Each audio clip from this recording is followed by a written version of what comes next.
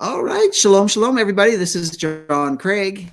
And who is this next to me? My name is Sandi. My name is Sandi. Well, hello. Sandra. Hello, Sandra. How are you today? I am good. How are you? It has been, I'm very good. Thank you. It's been a very long time since you joined us. All right. Why are we talking like robots? I just was did to be silly that you took it and ran with it. I'm not sure. Not sure. Why are you talking like a robot? Because sometimes we can be robotic in our lifestyles. Hey, I change it up. There's only one person that doesn't change things up. In fact, you tell me if I don't do things in this order, in this way every time, then I get lost. And don't stop me in the middle of a task. Honey, you stop yourself in the middle of a task. Don't stop me. You're doing something and a literal squirrel goes by or a piece of dust is in the air. You're like this. Don't stop me in the middle of a task. I'm just saying. It's very important because I can be distracted and then I won't get back to my task. Honey, you are easily distracted. So, all right. So you haven't been with us on Let Us Reason Together for a very, very long time. You've been taking a hiatus. I've been working and I homeschool. So my homeschooled child is here at 7:30. So except today. Well, there's a reason for that. There's a reason because we're having a big dinner at our house tonight. So I'm excited about that. So what's on the dinner menu? We're going to start with latkes, some cheese latkes and latkes. Yes. And cheese latkes. Yes. And we're going to have a salad course. Salad. So that's course number 2. And then number 3, we're going to have a ravioli with mushroom ravioli with sun-dried tomatoes and spinach and chicken and things like that. So with a white sauce. Yum, yum. My mouth is watering already. And then for dessert, I'm making a berry creme brulee. Oh, creme brulee. If you've not had Sandi's creme brulee, you cannot get a creme brulee at a restaurant like Sandra's creme brulee. So it's going to be quite the cuisine. I hope people enjoy it. Yeah. That's my prayer. That and just the gathering and all that together. So it's all good. I'm excited about that. Well, I'm glad. If you weren't excited, I don't know that anyone else could get excited. Yeah. Well, that would be sad. That would be sad if I wasn't excited and nobody else was excited. But then I would have no motivation. If people don't want the food, then I have no motivation to make the food. Exactly. But your food's always good. And so we'll have a house full tonight and it's going to be a great time. And and you're with us today. We're missing Eddie and Tammy Johnson. If you're wondering, where's Eddie and Tammy Johnson? On the road again. They are on the road again. And it's not Amarillo. It's not Amarillo by morning. They're not going to Amarillo by morning. So up from San Antonio. So they made a trip over to Alabama, I believe it was, and to go to a funeral and enjoyed the company with family and relatives and all of that. So they're making their way back home. And so we pray for their blessing and protection on the road. And that makes it so I'm resuming my original position on the show, which was the Torah portion. So we're looking forward to that. So you want to stay with us because we got a lot of great things planned this morning. And of course, we're going to have our shower thoughts. We're going to do those here momentarily. I might even make her laugh. I don't know about that. She may also cringe. She might cringe or she might laugh. Or she'll just like roll her eyes. So we'll see. Watch for her expressions. It'll be very interesting. And no, I don't want people looking at the screen, looking at me. I would rather them just go on about their business and listen. I don't want, if there's one thing I dislike about all of this is I do not like being on camera. But it's part of the biz, I guess. It's part of what you got to do. It is. And like, share, subscribe, by the way. So if you like what's going on, like what we're talking about, and what's going on at Life of Worship Ministries, I mean, of course, visit our YouTube channel. Listen to some things we put on there. Yeah. So if you're watching on Lamb Network, and just so you know, we have our own YouTube channel, Life of Worship Ministries. And over on YouTube, and go over and check it out. We have everything from devotions to the things that have been on Lamb. and our programs and dramas and dance, and we have testimonies and things and ministry that's on there, as well as the messages. And if you miss Walking, if you miss Walking in Spirit and Truth, go to Life of Worship Ministries. You can go to the playlist and you can get the whole series of the Enoch series. We've spent quite an adventure over there for that. Or just a shameless Psalm plug. 23. Psalm 23. Or Psalm 91. That was an excellent study, by the way. And yeah.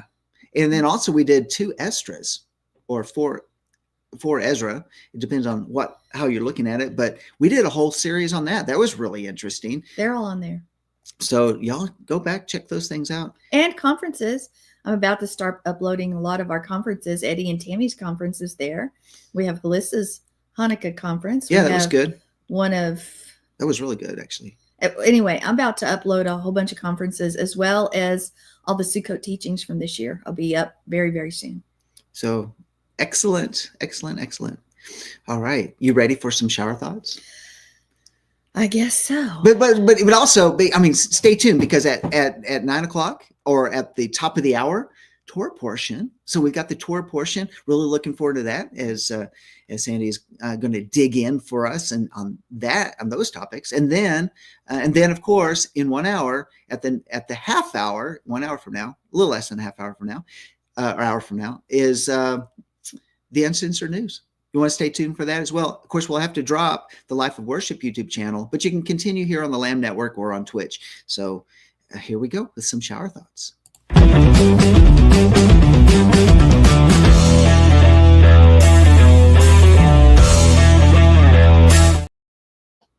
Okay, so our shower thoughts of the day are going to begin with this first one. And I need to do a screen adjustment so I can control this quite properly. And so let me ask you, can everybody see that? Do I need to expand that? I probably need to make that a little bit bigger. Zoom. Let's take it up to about right there. Looks the same. Look on your screen, but those are watching online, you should be able to see that. Well, yeah, of course, here it is, because we know that this is the transition period. And what happens in transition periods between administrations? One administration leaves the White House, another one will come in. And so season's greetings from the Bidens. Yep. U-Haul trucks cannot wait to see that day come. I really do doubt that it looks like that, though. That Photoshop picture. It's great. I love it. I love it. Yep.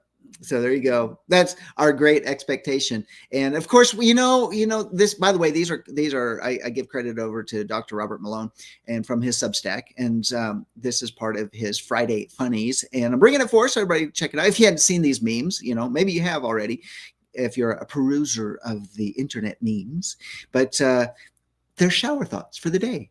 I hope this is a happy shower thought. What am I to ponder? To ponder happiness and joy. Well, that's the season we're in. So, and looking forward, to joy. these wonderful transition of an exodus of certain people that we don't want there at the White House any longer. By the way, when I said that's the season we're in, I meant Hanukkah, the Feast of Dedication. Yeah.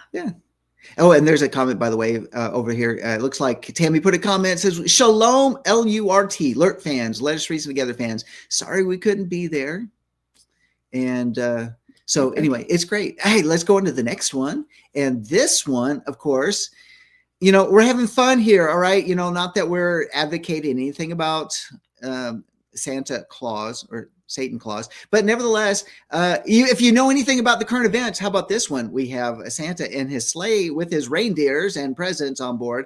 And this is my last visit to New Jersey. Well, what's going on in New Jersey? What's all around him? The drones are out. The drones are there. The drones are coming.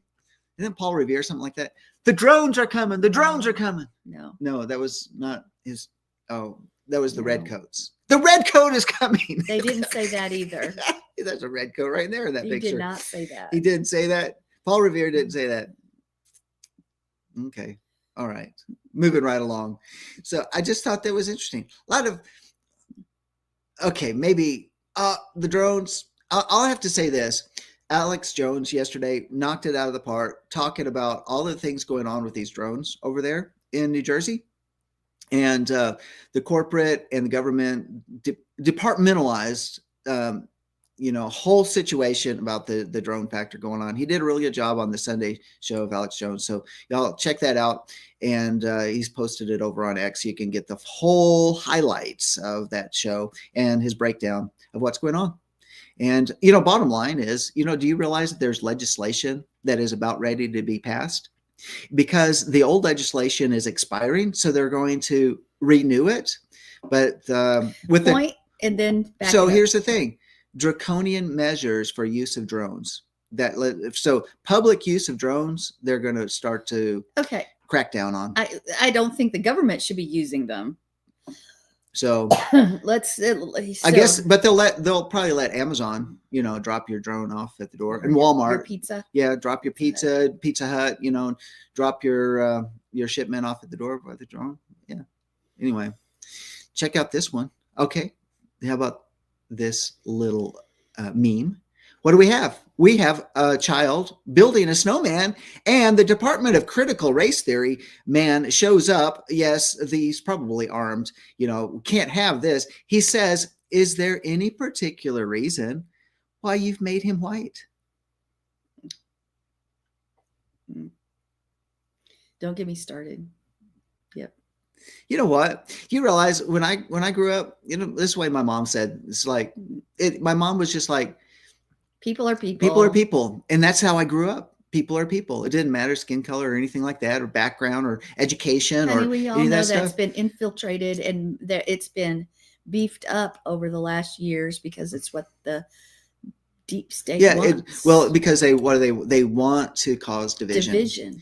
So, and that's what it is. Divide people in their groups. Race, and then culture, what happens when religion. You divide people in their groups? Then people become have their tribal. eyes on each other. They become tribal, and they'll just fight each other. Instead of the real bad Why? guy. Because they want to cause distractions of what's really going on. Mm-hmm. I mean, this whole thing about the drones in New Jersey, come on. It's a distraction, guys. It's a distraction of real things that are going on behind the scenes. So, like what's happening in the transition with everything that President Trump is getting ready to do. All right. Well, how about this one here? Of course, we're not advocating anything here, but this is kind of funny. Biden clause. Happy holidays.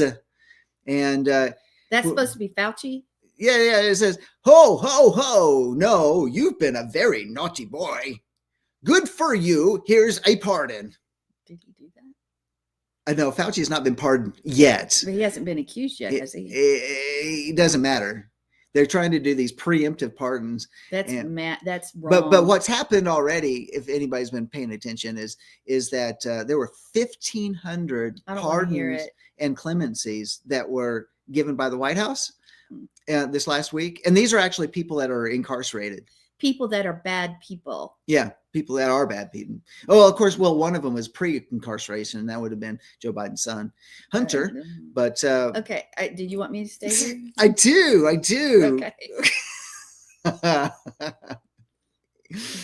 So anyway, here. So yeah, everybody's and who's in? But here's the other part of the story. Who's in line? Who's in line? There's a lot of people in line. And actually, none of them should receive it. Well, who's this one here? That would be Dick Cheney's daughter, Liz Cheney, probably needs a pardon because what she did. No, you know what? But there's a whole bunch of, look at all these packages ready to be handed out. Do you have more shower thoughts? I do. Let's go on.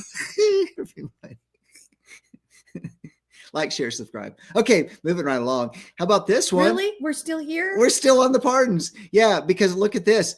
The throne and King Joe's crown. And it says pardons, blanket immunity, amnesty, line starts here. Well, who's first in line? What really wants it? Mayorkas. Alejandro Mayorkas. Why? Because he's completely destroyed our borders and many other crimes. Okay, moving right along. Another theme for the season, not advocating that particular season, but nevertheless, it is a meme that's capitalizing on something. How about this? Instead, this is a child sitting on the lap of the man in red and with the white beard, and an elf behind taking notes. Instead of this, the child saying this, instead of the same old questions about my behavior each year, it might make sense for you to grant me a preemptive pardon. So that you could be free from the preemptive crime unit. So the preemptive crime has already received a preemptive pardon. Yeah. Hands off. Hands off. What's his name? Kash Patel. Kash Patel, who will be the new FBI director. Hands off! Don't touch these. Wasn't there a song like that back in the 90s? Don't touch this. Don't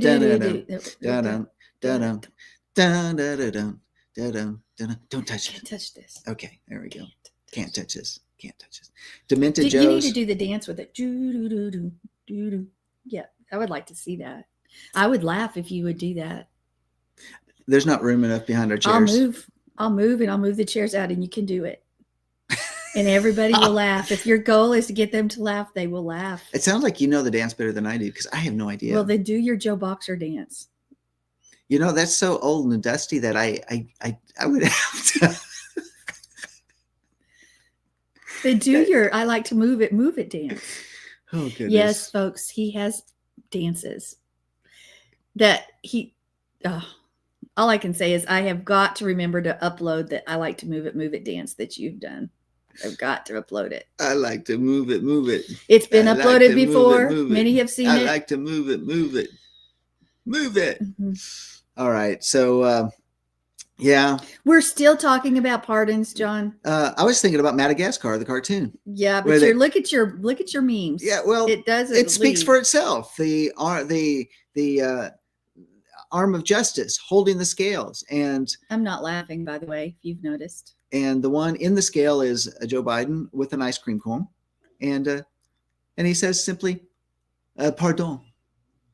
Oh, really? Yeah, he says it like that. Yeah, pardon. All right, let's move on. How about the facts? Facts from Sylvester the cat. That's right. Is that Sylvester, right? It's been a long time. In proportion, here's the facts. In proportion as you give the state power to do things for you, you give the state power to do things to you. Huh. Do I need to say that again? In proportion, as you give the state power to do things for you, you give the state power to do things to you. See, now that's a shower thought. Okay. Okay. Yeah. Are you thinking about that one? No. No, not at all. Okay. Here's a man applying for a job in front of the big desk of the boss. Hopefully his potential new boss. Explain this 2-year gap when you did nothing. I was in Congress. Okay, that one's funny. I was in Congress. Yeah. I like that Isn't one. That's something. The pontifications of our Congress that lead to nothing. That's all. That's Greek. Except why? Except when they want to pass, new legislation that harm us, they'll certainly do that. But all those committee hearings, does anything ever come out of those committee hearings? Where they berate, they pat themselves on the back for doing a good Alejandro Mayorkas, and they berate him, and then what do? And it's like, okay, good point, Congressman, and do something about it. No, Christopher Wray, good point, Congressman. Do they do anything about it? No. All right, moving right along. Am I exposing myself to my these are my thoughts, not necessarily that of Lamb Network or of my wife. So. That was funny. So secretly she confers. She concurs. She confers. She confers. Who am I conferring with? Secretly she concurs. I concur with that statement, but I won't say it out loud. You just did. I did. I did it for her. How about the eagle in the Captain American costume? Who says, which is the bottom of the line, free the J6 prisoners. And the sign says, criminalizing the right to protest is the real crime. But it really should say criminalizing the right to protest on the right is the real crime, because there's no criminalizing left. If they're left, if they're liberal and they protest, that's fine. Good point. Nobody gets in trouble. You can do horrible, horrible things in that protest. But if you're liberal, it's all good. Yeah. But if you sneeze on the right, you go to jail. Kamala Harris will raise money for your bond. She sure will. If you're on the side that she wants. Okay, moving on. So, but bottom line, free the J6 prisoners. Free them. Free them up. They need to be free. How about this one? And compensated. And compensated. Oh, yeah. There are in the works. I hope so. Yeah. 4 years of life. Absolutely. Their civil rights were violated. And it needs to be millions. Every one of them, they brought each one. Where every one of these people live, there are federal courthouses in their area, but they brought every one of those J6ers back to Washington, D.C. You heard what I said. It needs to be millions for each and every one of them. And in the D.C. gulag, oh my goodness, their treatment was bad. Let's go on. How about this one? Happy Day of Trans Remembrance, my guy. What? I don't want this. Wait, happy Asexual Awareness Week. Happy International Pronouns Day. And yet when the person comes back and says, hey, I mean, he's going to say, we could say Happy Hanukkah or Merry Christmas or whatever. He gets that dude is not happy. Upset. Not happy. You can say all these things. As long as I agree with it. As long as, yeah. And who's silent? Yeah, who's silent? Actually, people like you and we go on and we kind of moan and groan about it. We just really dislike it. But if we try to express anything about our faith, our belief, our celebration of the season or whatever, they don't like it. It is just like it happened when I preached on Shabbat. What happened before is going to happen again, where everybody that does not agree with in this case, it's the liberal deep state agenda, then you need to be silenced and be quiet at the point of imprisonment, and in some places even death, and maybe that in the future. And because it happened before, it's happening again. If you don't agree with me, then you be quiet or you suffer consequences. If you do, you have the right to do anything you want. But it happened before. That is why we have to dedicate the tabernacle, dedicate our lives, the altar, and burn for him and not compromise, because the pressure is going to be there to be like everybody else. That is sorry. You put something like that on, it makes me want to preach, and that's not the time, but still. Yeah. Yep. All right. So how about the next one? The next one that we're all waiting for, just in anticipation of, what was her name on Bart Simpson? I never watched Simpsons? That ever. It's the sister of Bart Simpson. I never watched it even one time. So she's on stage and she's talking to a group of people, and she's obviously lecturing. She's grown up, huh? There are only two genders.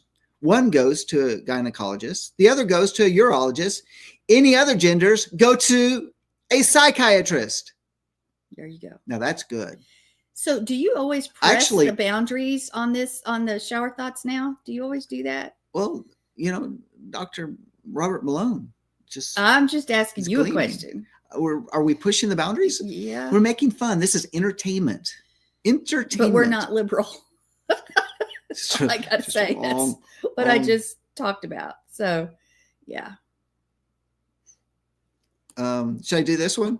Yeah, I guess. I don't know. All right. Yeah. So here's a guy. Yeah. Shot put. Winning is 10% luck. Don't believe in luck. Don't believe in luck, but that's what they say. That's what they say. That's not what we say.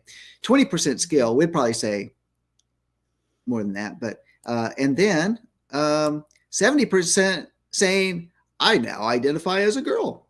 That's how you win. You call yourself a girl. And that is what they do. That's what they've done. Yeah. I don't want to do that one. How about the blue-haired Yoda child? I'm not confused about my gender in any way. Public school teacher? You will be. You will be. I didn't think that was very funny. It's not. No. Okay. How about this one? So do you do the other one anymore? Without billionaires, I'd be richer. Without billionaires, I'd be richer. Without Lamborghinis, I'd be faster. That's not funny. Yeah, it's interesting. No. Socialism in a nutshell. Do you want to do that one? I have no idea. So far, I'm waiting for the funny. We had at least one funny so far. Okay. The one the congressman sitting in front of the desk. Okay, so how about this one? Socialism in a nutshell. You're playing Monopoly. After every trip around the board, you pass go. If you're the leader, you must give one piece of property to the player with the least property. Same goes for houses, hotels, etc. Instead of collecting $200, you pay income tax of 35% to be split between the other players. Soon, no one is buying property, houses or hotels. Eventually, everyone quits trying and just waits for their handout when someone else passes go. Isn't that where we already are in many ways? That's really good. That's a breakdown of what socialism. Where we are though. That is socialism, right to a T. Yeah, because why work if someone's going to give you a handout? Well, why work if everything you work for is given to everybody else? So you don't get the benefit of it. Let's put it this way: why fulfill the purposes for which Yah has given us when the government just steps in and gives you the handouts from? Well, robbing from one and giving it to another. But if you're a believer, you still want to fulfill the purposes for which he's called you, and you still do everything unto him and forget the rest of the system. So we don't buy into it, which means one more time, they want to get rid of you. Yeah. I mean, I understand circumstances of complete disability. You can't do anything. And we're not talking about that. We are talking about people that are able-bodied. And I would even say, and if one is not at 100%, you still want to fulfill Yah's purposes and live life to the fullness in order to overcome and be victorious in this life instead of living a defeated life. Live within. So you got these certain parameters. Push the parameters to live bigger and greater under the power of the mighty Holy Spirit of the living God. That's what I can say. All right. You did say. I did. All right. Okay. How about this one? Tariffs. That's President Trump character holding a big old bag, that says tariffs. It looks like a big black cloud, doesn't it? No. Tweet boldly and carry a huge looks like a stick. Oh, it is a stick. Didn't look like a. I didn't know what that was. You clarified that. You need to read your own meme. Yeah, a huge stick. Tariffs. Wouldn't that be great that they do the tariffs? I mean, I know that there would be an immediate, we would see increases in our prices, but overall, industry coming back to America. Industry would come back to jobs, and industry would come back to America on our borders, which is the way it should be. And our prices shipped out. Our prices would be dropped, and then because we're not using child labor in other countries. Because what happened when they did tariffs pre-1913? There was no income tax.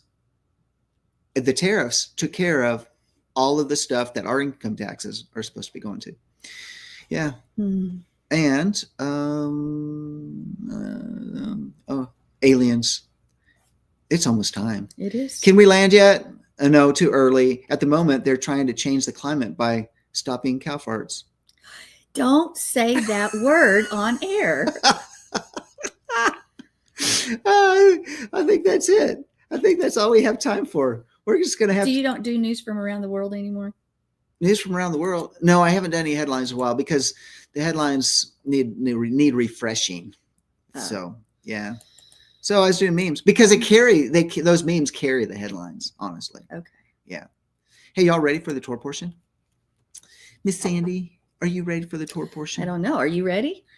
I'm putting on my seatbelt. That's all I can say. I just want your commentary. That's what I want. My commentary. Mm-hmm. I'm going to have to go get my Bible as we get started here. No, you should have had that ready. I left it in the other room because usually I'm doing this in the other room.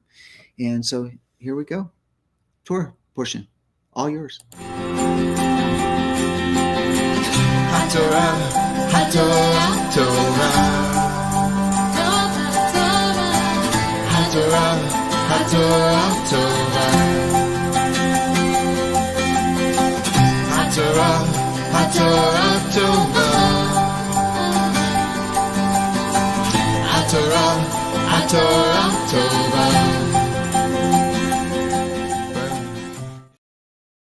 here we are in Vayeishev, Genesis 37:1 to 40:23. And what a Torah portion it is every year. And it has so many amazing things in it. But our focus really hones in on Joseph. And we start his life. We get to read about his life and learn from his life. We hear his story. He was sold by his brothers into slavery, and he's framed for a crime by his new master's wife and sent to rot in prison in addition to that for 2 years. And then he makes it out eventually and even rises to some authority, some power, and never returns home. And by the way, when he's sent off to rot in prison, he's there a lot longer than that. So understand that. That was a mistake on my notes, but that's okay. Anyway, he doesn't return to his homeland. He's separated from his family for how much? 22 years. Yeah, that's a long time. So he ends up in a field, and I want us to look at this. He ends up in the field. We've talked about field many times before. Field is the world. Field is where the beasts are. Field is where a lot of things happen. We're in the field, and we've got to learn to navigate this field, right, in the world. But would things be differently if he had heard the prophet Jeremiah speak all those years later after? Of course, he couldn't have done that. But it says, Jeremiah 6:25, do not go out into the field. Do not walk the road, for the enemy has a sword, and there is terror on every side.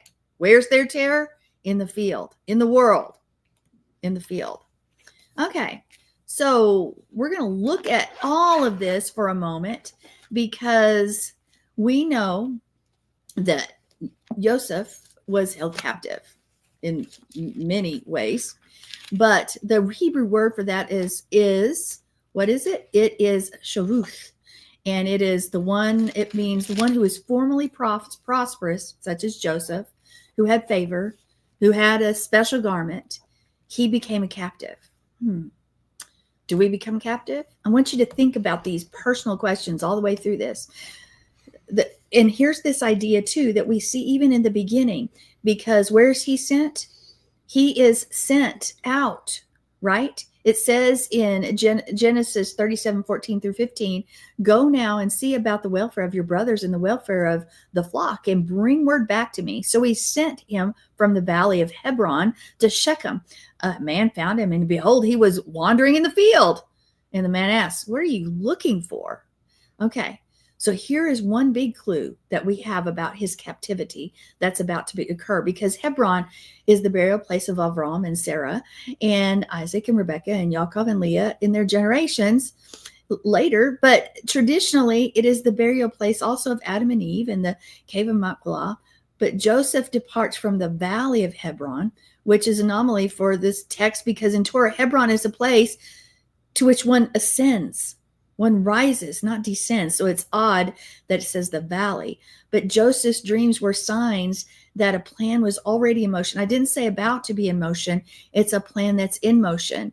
And this plan involved a descent from the pit, a descent, because he's not rising from Hebron. He's descending from that place. So here's this idea that something is about to happen. And then he ends up in the pit, and until he's really accomplished all that Yah's called him to do, and he's restored to his family and his position of authority and prosperity, etc., etc. So from the moment that we see Joseph heading right into all this disaster, we may say, oh, please don't you know what's happening? But there's always a reason and a purpose. Sometimes we have to go to places where we wouldn't necessarily or don't necessarily want to go, but his plans and his purpose lead us there for a reason. So his father sends him to meet up with his brothers, who are where? In Shechem. Yes, sir. Well, so I was just looking at a note to add to this. That word valley, emek, means mystery. It means mystery. So it's so I guess that's one of the when you look at the connection of the words, is why why the valley. So it's the mystery of Hebron. That's very good. Yeah. So you're going through this explanation, and it's really good. All right. So here we are in our story. he seems to be having trouble getting there to his brothers, or at least it seems that way, because it says in Genesis 36:15, when he reached Shechem, a man came upon him wandering in the field. So let's look at field today. Throughout the creation account, what is in the field? The beasts are in the field. Esau was in the field. Nimrod was in the field. Remember, the beasts aren't just animals, because if you're not following Torah, according to scripture, according to the Hebrew language, to be human is to follow Torah. So if you are not following Torah, you are a beast. And I will tell you, I believe there are beasts all over the field. There are beasts running nations. There are beasts everywhere, because it's the world, and it's where the beasts play. It's where the beasts devour. It's where the beasts live. It's where the beasts consume and make their plans and purposes and try to thwart Yah's plan. So here we have this idea that he's wandering in this place of the field, the place of the world, the place of the beasts, where man is actually formed. So the next, who else has wandered? Well, where do we see this word again? Well, we see its first use is in Genesis 20, verse 13, where Abraham said, because I thought, surely there's no fear in God in this place, and they will kill me because of my wife. Besides, she actually is my sister, the daughter of my father, but not my daughter's, the daughter of my mother. And she became my wife. And it came about when Yah caused me to wander from my father's house, and he said to her, this is my kindness, which you will show me everywhere we go. He said, you know, he's my brother. So that's the first usage, where it says Yah caused him to wander from his father's house. Okay, so keep that in mind. And now we see this word wander, ta'eh, again by Hagar. And what does she do? She wandered as well. Where? In the wilderness. And now we see for the third usage right here. Now, why did Hagar wander? Because she was really convinced that she bore the seed of Avram. Yeah, that she would become, that her son would become the leader, that her son would become the heir, right? So she was wandering. If only they knew about wandering in a field, right? Wandering among the beasts. But it didn't happen. Joseph didn't get that knowledge, and he was wandering. Now, there are other things we need to look about Joseph's wandering, because things happen in the field. When we're in the world, if our eyes are not stayed upon him, we can be consumed. If our eyes aren't stayed upon him, we can be moved. If our eyes aren't stayed upon him, things can happen in our walk. But if our eyes are stayed upon him, then our walk will be strong, and we will accomplish the things he's called us to do. So what was Joseph doing? Okay, well, let's look at a commentator, Ki Yakar, and I want to just point out some things he said. Not that I say they're right or wrong, but I want to just look at it from some different sides, because he points out that the word wandering, toeh, is a homophone for the word making a mistake. Okay, well, let me think. I think I put up here, I don't think I read the other meanings of the word. Let's see. Now, I have that toeh means to err, to go astray, to be deceived or seduced in the wilderness, Midbar, Bathsheba even. So he says, this guy, the commentator says, to make a mistake. And I have here to err, to go astray, to be deceived or seduced. So keep that in mind. Joseph is wandering. Abraham wandered. Hagar wandered. How does that fit in here? Well, he suggests that it hints to us that he's not just wandering in the field, but making a mistake in the field. Well, what kind of mistake might he be making? Maybe he's making a mistake because he doesn't remember that he's in the field. And in the past, things have happened in the field. It is in the family, in the heritage that he is carrying. What happened in the field? Cain and Abel, two brothers. What did they do? One killed the other, right? We also know that Esau was a man of the field. His own family right there, more current. And what did he try to do? He tried to kill his father, Yaakov. So here we are. He's in the field. He's going out to his brothers, and there's been brotherly rivalry this whole time. Rivalry may not be a really good word. There's been one brother against the other, wanting to make his way, wanting to have his way, not following Yah's way. And because of that, their death can be in the field. So remember that, the field, the brothers, So maybe he made the mistake that he wasn't remembering the history of what happens in the world, the history of what happens in the field, the history of what happens between brothers. Genesis 4:8 says, when they were in the field, Cain came upon his brother Abel and killed him. So when Joseph is going through the field, he should have been thinking prophetically and even hindsight of what happens in a field. Maybe he should have realized there's always danger lurking. But if we go and Yah makes a way, we're fine. If he goes before us, we're fine. But maybe he needs to remember there's danger in the field. Maybe, according to this guy, that's the mistake he made. Because that's the field where brothers kill brothers. Even in the field, brothers can kill brothers today physically, but they kill them a lot of other ways too, with their mouths and their deeds and their actions. Not the truth.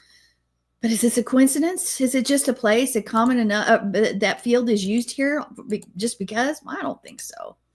So maybe we can look back, because Cain replies to Yahweh. He says, am I my brother's keeper? And then Yah says, what have you done? The voice of your brother's blood cries out to me from the ground. The ground is crying out. So the ground is soaked up with the blood of a murdered brother. The ground has been soaked up with the blood of many who love Yah. It cries out. That blood itself is screaming out and crying out, hey, Yahweh, Yahweh, avenge us, make it right. So does the field have a voice? Not that we can hear. But those that have been killed by the beasts in the field, still it cries out their blood. Okay, so here's the history. Maybe he should have understood it. Well, can I just put something in about that? Just hold that thought for a second. Is that when we, that whole metaphor of the field, isn't that what people are doing right now? That the cry of people's hearts right now, as well as the blood of the innocent, are we not crying out when we see all of these evil things, the injustices, all that's happening around us? It's the cry. It's the cry that y'all heard coming up out of Egypt when Israel's like, we've got to be delivered. We've got to be taken out of this place. And y'all heard and sent Moses. I mean, I just think that's really unique that voice is still crying out today.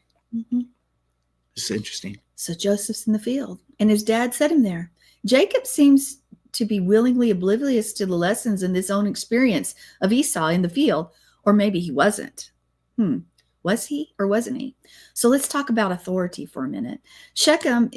What's the history of Shechem? At least immediate history for this family. What happened? The brothers killed everybody. They killed the men. And his brothers hate him. And he's there. He's got to go out, though, for a reason and a purpose, because his father's sheep need to be taken care of. Are his brothers attending the sheep of his father? Are we attending the sheep of our father?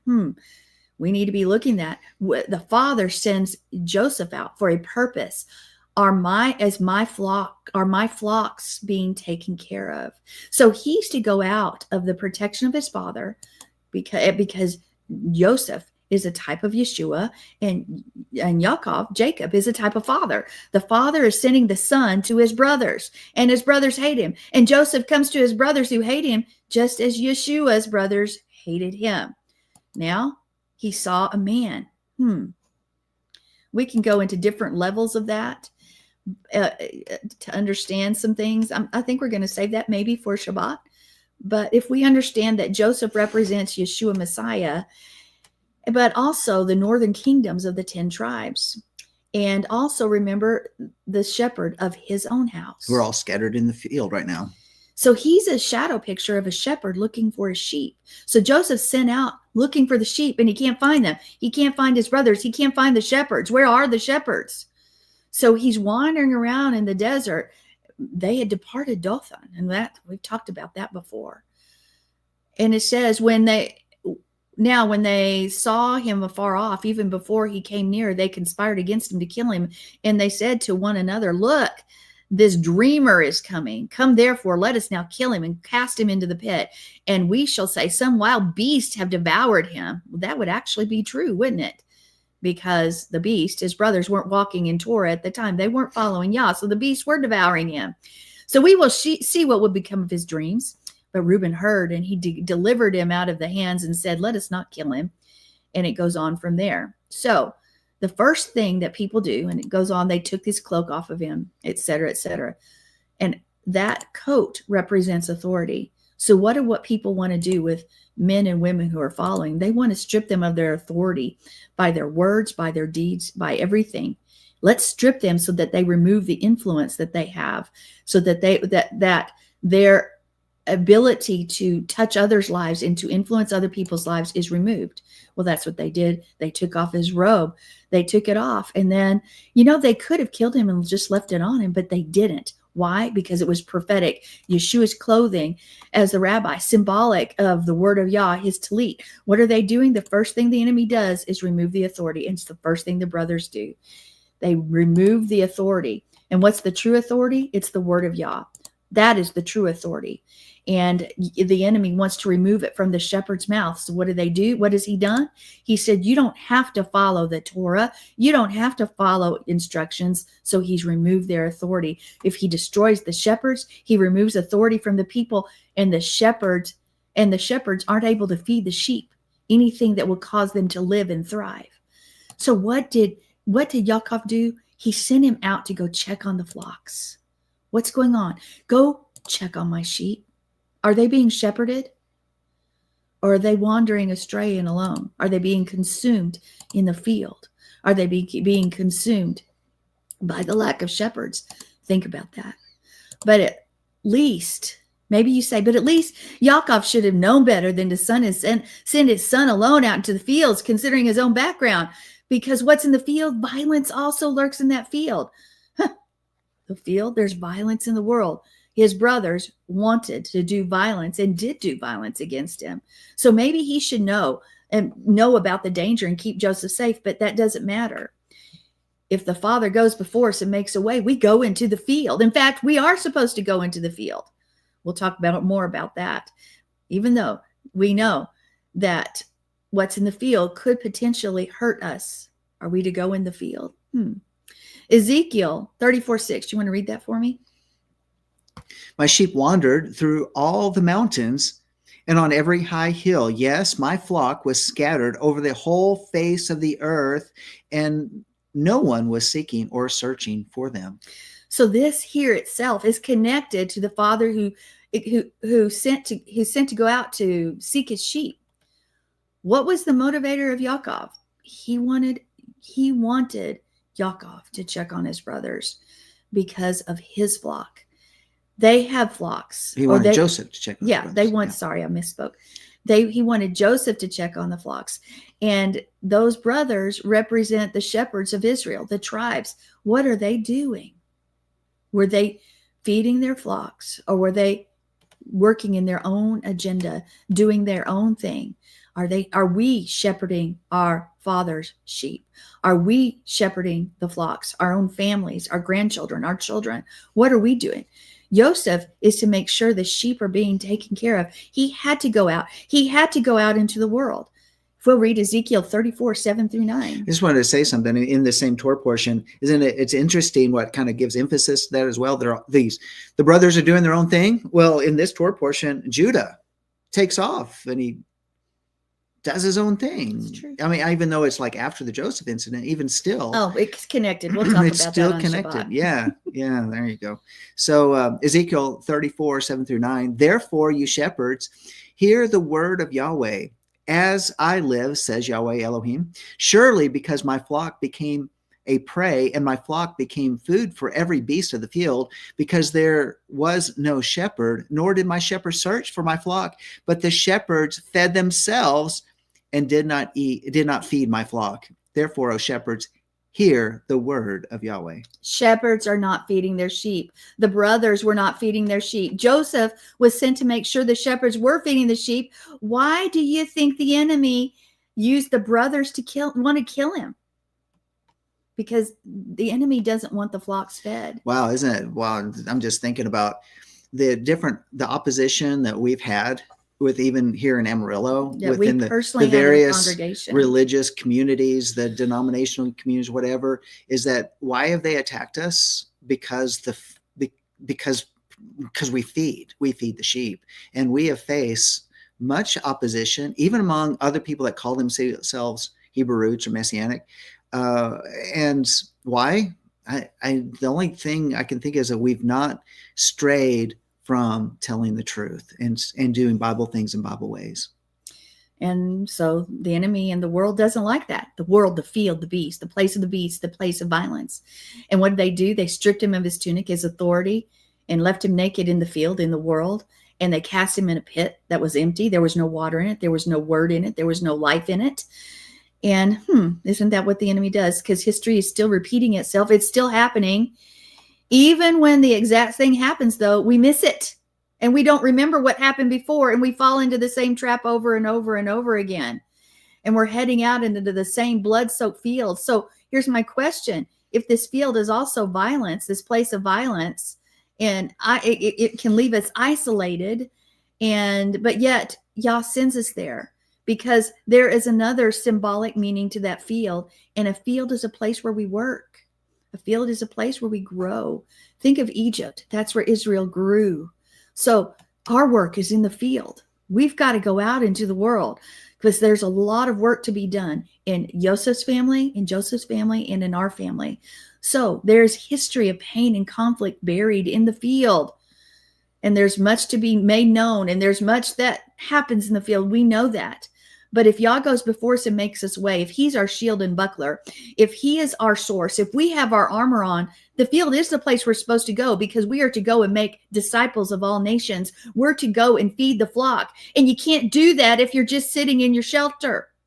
So Joseph was sent into the field, just as we are to be sent into the field, just as Yeshua went into the field. Yes, it may be a place of violence, and it may be a place of beasts, and it may be a place where we could compromise, but all the more reason, because we are currently in the field, that we should be standing on the word of Yah, that we should have our armor on and not let ourselves be greatly moved in any form or fashion, but instead, go and do what he's called us to do, filling his purposes, knowing that he's made a way, and knowing that around us is an angelic host. If our eyes could only see.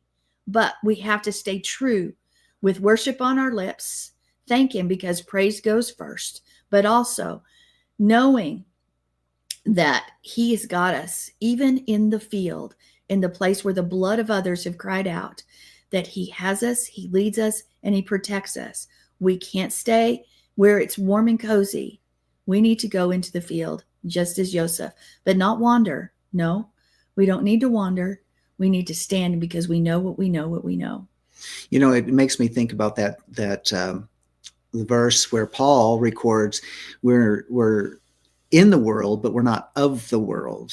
And the very fact that the world is a metaphor for the field, or the field is a metaphor for the world, the fact that okay, so what did our forefathers do?